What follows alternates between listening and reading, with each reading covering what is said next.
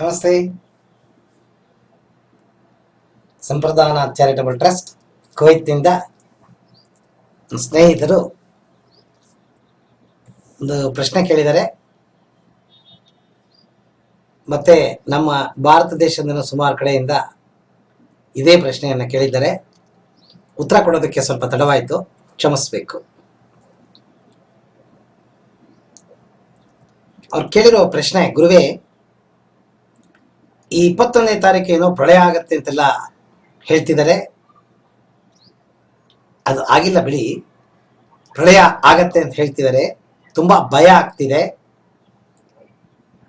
ಲಕ್ಷಗಟ್ಟಲೆ ಕೋಟಿಗಟ್ಟಲೆ ಜನಗಳು ಸುತ್ತೋಗ್ಬಿಟ್ರೆ, ಪ್ರಾಣಿಗಳು ಜೀವ ಕಳ್ಕೊಂಡ್ರೆ ತುಂಬಾ ಭಯ ಆಗ್ತಿದೆ ನೆನೆಸ್ಕೊಂಡ್ರೇನೆ.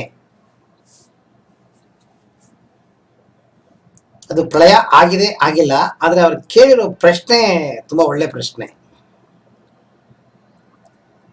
ಅಜ್ಞಾನ ಇರೋ ತನಕ ಭಯ ಇರುತ್ತೆ. ಭಯ ಅನ್ನೋದು ಏನು ಅಂದ್ರೆ ಅಜ್ಞಾನ. ಅಜ್ಞಾನವನ್ನ ನೀವು ಹೋಗಿಸಿದಾಗ ಭಯ ಅನ್ನೋದು ತಾನಾಗೆ ಹೋಗುತ್ತೆ. ಜ್ಞಾನ ಅನ್ನೋದು ಪುಸ್ತಕ ಓದಿ physics, chemistry, mathematics, computer science ಅಲ್ಲ. ಆಧ್ಯಾತ್ಮದ ಜ್ಞಾನ, ಆಧ್ಯಾತ್ಮದ ಜ್ಞಾನವನ್ನ ಯಾವಾಗ ನೀವು ಪಡ್ಕೋತೀರಾ ಆವಾಗ ಭಯ ಅನ್ನೋದು ಹೊಟ್ಟೋಗುತ್ತೆ. ನೀವು MBA ಮೇಲ್ಪಟ್ಟು ಏನಾದರೂ PhD ಕೋರ್ಸ್ಗಳು ಏನಾದ್ರು ಮಾಡಿದ್ರು ಆಧ್ಯಾತ್ಮದ ಜ್ಞಾನ ನಿಮ್ಗೆ ಯಾವಾಗ ಇರೋದಿಲ್ಲ, ಆವಾಗ ನೀವು ಈ ನೋವುಗಳನ್ನ, ದುಃಖವನ್ನ ನೀವು ತಗೋಬೇಕಾಗತ್ತೆ. ಸಂಪ್ರದಾನ ಚಾರಿಟಬಲ್ ಟ್ರಸ್ಟ್ ಆಧ್ಯಾತ್ಮ ವಿಡಿಯೋಗಳನ್ನ ಯೂಟ್ಯೂಬ್ ಅಲ್ಲಿ ಹಾಕ್ತಾ ಇದ್ದೀವಿ. ಒಂದೇ ಒಂದು ಗುರಿ, ಭಗವಂತ ಏನು ಜ್ಞಾನ ಕೊಟ್ಟಿದ್ದಾನ ನಮಗೆ ಅದನ್ನ ಯಾವುದೇ ಪ್ರತಿಫಲ ಎಕ್ಸ್ಪೆಕ್ಟ್ ಮಾಡದೇನೆ ಜನಗಳಿಗೆ ತಲುಪಿಸ್ಬೇಕು ಅಂತ ಅನ್ನೋದೇ ನಮ್ಮ ಟ್ರಸ್ಟಿನ ಯೋಜನೆ. ಹಾಗಾಗಿ ನೀವು ಯಾವತ್ತು ನಾನು ಯಾರು ಹಾಗೆ ನಾವು ಪ್ರಶ್ನೆಗೆ ಉತ್ತರ ಕಂಡಿಡ್ಕೋತೀರಿ, ನೀವು ಕೇಳಿ ನೋಡಿ ನಾನು ಯಾರು ಅಂತ, ನಿಮಗೆ ಉತ್ತರ ಸಿಗೋದಿಲ್ಲ. ಅವ್ರ ಮಗ ಅಂತ ಹೇಳ್ಕೊಂಡು ಹೋಗ್ತೀರಿ ಹೊರತು ಕೊನೆ ಯಾವುದು, ಇದಕ್ಕೆ ಮೊದಲು ಯಾವುದು, ಕೊನೆ ಯಾವುದು ಗೊತ್ತಿಲ್ಲ. ಕೊನೆನೂ ಗೊತ್ತಿಲ್ಲ, ಮೊದಲು ಶುರು ಆಗಿದ್ದು ಗೊತ್ತಿಲ್ಲ.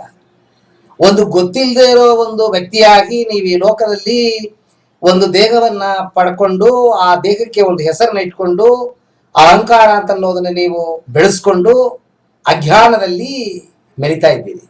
ಇದು ಬೇಕಾ ನಮಗೆ? ನೋಡಿ, ಭಗವಂತ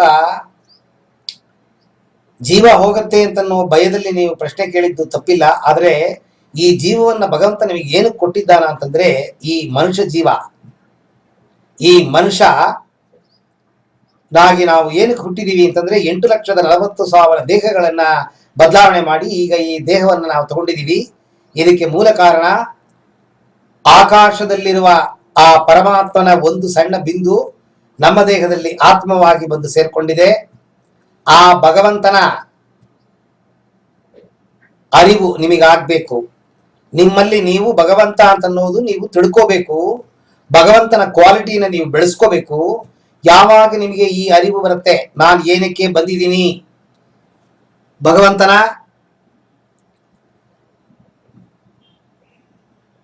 ಬಿಂದುವಾಗಿ ನಾನು ಪಡ್ಕೋಬೇಕಾಗಿದ್ದು ಏನು ಅಂತನ್ನೋ ಸತ್ಯನ ನೀವು ಯಾವಾಗ ತಿಳ್ಕೋತೀರಾ, ಆತ್ಮ ನಾನು ದೇಹ ಅಲ್ಲ, ನಾನು ಮನಸ್ಸಲ್ಲ, ಆತ್ಮ ನಾನು. ಇಲ್ಲಿ ಏನಾಗಿದೆ ಅಂತಂದ್ರೆ, ಆತ್ಮ ಅನ್ನೋ ಪರಿಜ್ಞಾನನೇ ಯಾರಿಗೂ ಇಲ್ಲ. ನಮ್ಮ ದೇಹನ ಮುಖನ ನೋಡ್ತೀವಿ, ಕಣ್ಣು, ಮೂಗು, ಬಾಯಿ, ಸೊಟ್ಟಕ್ಕೆ ನೆಟ್ಟಗಿರೋದನ್ನ ನೋಡ್ತೀವಿ, ಬಟ್ಟೆ ಹಾಕೊಂಡಿರೋದನ್ನ ನೋಡ್ತೀವಿ, ತಲೆ ಕೂದಲನ್ನು ನೋಡ್ತೀವಿ, ನಮ್ಮ ಹೆಸರನ್ನ ನಾವು ಹೇಳ್ಕೋತೀವಿ. ಹೇಳ್ಕೊಂಡು ಆತ್ಮವನ್ನ ಮರ್ತುಬಿಟ್ಟು ನಿಮ್ಮ ಮನಸ್ಸು ಏನ್ ಹೇಳುತ್ತೆ ಅದನ್ನ ಮಾಡ್ತೀರಾ. ನೋಡಿ, ಪ್ರತಿಯೊಂದು ತಪ್ಪು ಕಾರ್ಯಗಳು ಅಧರ್ಮವಾಗಿ ನೀವು ನಡ್ಕೋಬೇಕು ಅಂತಂದ್ರೆ, ಪ್ರತಿ ಒಂದ್ಸತಿ ಅಧರ್ಮ ಕೆಲಸ ಮಾಡ್ಬೇಕಾದ್ರೆ ಮನಸ್ಸು ಒಳಗಡೆ ಒಂದು ಆತ್ಮ ನಿಮಗೆ ಹೇಳುತ್ತೆ, ಬೇಡ ಕಣಯ್ಯ, ಬೇಡ ಕಣಯ್ಯ, ಮಾಡ್ಬೇಡ ಕಣಯ್ಯ. ಕೇಳೋದಿಲ್ಲ. ಯಾತಕ್ಕೆ ಕೇಳೋದಿಲ್ಲ ಅಂತಂದ್ರೆ, ಹೋದ ಜನ್ಮದಲ್ಲಿ ನೀವೇನು ಮಾಡಿದೀರ ಪಾಪಕರ್ಮ ಪುಣ್ಯಗಳು, ಅದನ್ನ ಸಾಫ್ಟ್ವೇರ್ ಆಗಿ ಭಗವಂತ ಸಬ್ ಕಾನ್ಶಿಯಸ್ ಬ್ರೈನ್ ಎಲ್ಲ ಹಾಕಿ ನಿಮ್ಮನ್ನ ಕಳಿಸಿರೋದ್ರಿಂದ ಅದು ನಿಮಗೆ ಥಾಟ್ಸ್ ಆಗಿ ಬೋನ್ಸ್ ಆಗಿ ಬರ್ತಾ ಇದೆ. ಆ ಬೋನ್ಸ್ ಆಗಿ ಬಂದಿರೋ ಆ ಥಾಟ್ಸು ಇವತ್ತು ಈ ಜನ್ಮವನ್ನ ಪಡ್ಕೊಂಡು ನೀವು ಈ ದುಃಖಗಳನ್ನ ಅನುಭವಿಸ್ತಾ ಇದ್ದೀರಾ. ಈ ದುಃಖದಿಂದ ಪಾರಾಗಬೇಕು ಅಂತಂದ್ರೆ ನಿಮಗೆ ಅರಿವಾಗಬೇಕು. ಅರಿವು ಬಂದ್ರೆ ಮಾತ್ರ ನಿಮಗೆ ಭಯ ಇರಲ್ಲ. ನಿಮ್ಮ ದೇಹವನ್ನ ಬಿಟ್ಟು ಆತ್ಮ ಹೋದಾಗ ದೇಹ ಹೆಣವಾಗತ್ತೆ. ಆತ್ಮ ಹೊರಗಡೆ ಹೋಗಿ ಹೇಗೆ ನೀವು ಬಟ್ಟೆಗಳನ್ನ ಬದಲಾವಣೆ ಮಾಡ್ತೀರಿ ಹಾಗೆ ಬೇರೆ ಇನ್ನೊಂದು ದೇಹದ ಒಳಗಡೆ ಸೇರ್ಕೊಳ್ಳುತ್ತೆ. ಅದು ಒಂದು ಬಾಡಿಗೆ ಮನೆಯಿಂದ ಇನ್ನೊಂದು ಬಾಡಿಗೆ ಮನೆಗೆ ಹೆಂಗೆ ಹೋಗ್ತೀವಿ ಹಾಗೆ ಇನ್ನೊಂದು ಮನೆಗೆ ಹೋಗಿ ಸೇರ್ಕೊಳ್ಳುತ್ತೆ ಅದು. ಆದರೆ ದೇಹದಲ್ಲಿ ಇರುವ ಈ ಕಾನ್ಶಿಯಸ್ ಅಂತ ಏನು ಹೇಳ್ತೀವಿ ಅದು ದೇಹದಲ್ಲೇ ಅಡಗೋಗತ್ತೆ. ನೀವೇನು ನಾನು ಅಂತ ತಿಳ್ಕೊಂಡಿದ್ದೀರಾ ಕಾನ್ಶಿಯಸ್ಸು, ಅದು ನಿಮ್ಮ ದೇಹ ಹೋದಾಗ, ನಿಮ್ಮ ಪ್ರಾಣ ಹೋದಾಗ ಅದು ಅಲ್ಲೇ ಐಕ್ಯವಾಗತ್ತೆ. ಅದು ದೇಹದ ಜೊತೆಗೆ ಸುಟ್ಟೋಗುತ್ತೆ. ನಿಮ್ಮ ಕಾನ್ಶಿಯಸ್ಸು ಮನಸ್ಸು ಹಾಗೆ ಅಂತ ಅನ್ನೋದ್ರ ಜೊತೆಗೆ ಒಳ್ಳೆಯದು ಕೆಟ್ಟದ್ದು ನೀವು ಏನ್ ಮಾಡಿದಿರಿ ಆ ಕರ್ಮಗಳನ್ನ ಆತ್ಮ ತಗೊಂಡು ಹೊರಗಡೆ ಹೊರಟೋಗುತ್ತೆ.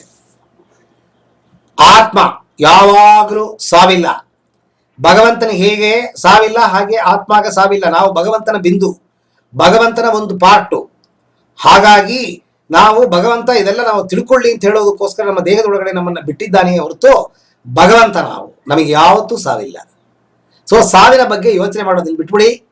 ಈ ಅರಿವನ್ನು ಪಡ್ಕೊಳ್ಳೋದು ಹೇಗೆ ಅಂತ ಅನ್ನೋದ್ರ ಬಗ್ಗೆ ತಿಳ್ಕೊಳ್ಳಿ. ಸತ್ಸಂಗಗಳು ಜೊತೆಗೆ ಸೇರ್ಕೊಳ್ಳಿ. ಒಳ್ಳೆ ಉತ್ತಮ ಗುರುಗಳ ಜೊತೆಗೆ ಕೈ ಜೋಡಿಸಿ ಅವರು ಏನು ವಿದ್ಯೆ ಕಲ್ತಿದ್ದಾರೆ ಅದನ್ನ ಸಹನೆಯಿಂದ ಪಡ್ಕೊಳ್ಳಿ. ಖಂಡಿತವಾಗಲೂ ಅರಿವು ಜ್ಞಾನ ನಿಮಗೆ ಹುಟ್ಟತ್ತೆ. ಯಾವತ್ತು ನಿಮಗೆ ಜ್ಞಾನ ಬರುತ್ತೆ, ಅರಿವು ಬರುತ್ತೆ, ಆವತ್ತು ನಿಮಗೆ ಮುಕ್ತಿಗೆ ಒಂದು ಬೇಸ್ಮೆಂಟ್. ಮುಂದಿನ ಜನ್ಮದಲ್ಲಿ ಖಂಡಿತವಾಗಲೂ ನಿಮಗೆ ಮುಕ್ತಿ ಸಿಗುತ್ತೆ. ಇವತ್ತು ಹೇಳ್ತೀನಿ, ಆತ್ಮಕ್ಕೆ ಸಾವಿಲ್ಲ. ಎಷ್ಟೇ ಲಕ್ಷ ಕೋಟಿ ಜನಗಳು ಸತ್ತರೂ ಆ ಆತ್ಮಗಳು ತಿರುಗಿ ಇನ್ನೊಂದು ದೇಹಕ್ಕೆ ಹೋಗುತ್ತೆ. ಇನ್ನೊಂದು ಇದು ಹೇಗೆ ಲೋಕ ಲಕ್ಷ ವರ್ಷಗಳಲ್ಲಿ ಹೀಗೆ ನಡೀತಾ ಇದೆ. ಅದರಿಂದ ಹೆದರ್ಕೊಳ್ಳೋ ಅವಶ್ಯಕತೆ ಇಲ್ಲ. ಸುನಾಮಿ ಬರುತ್ತೆ, ಪ್ರಳಯ ಬರುತ್ತೆ, ಮತ್ತೊಂದು ಬರುತ್ತೆ. ಯಾವುದು ಬಂದ್ರೂ ಅರಿವು ಪಡ್ಕೋಬೇಕು ಅನ್ನೋದು ಒಂದು ಮಾತ್ರ ನಮ್ಮ ಮನಸ್ಸಲ್ಲಿರಬೇಕೇ ಹೊರತು ಬೇರೆ ಯಾವುದೂ ಇರಬಾರ್ದು. ನಮಸ್ಕಾರ.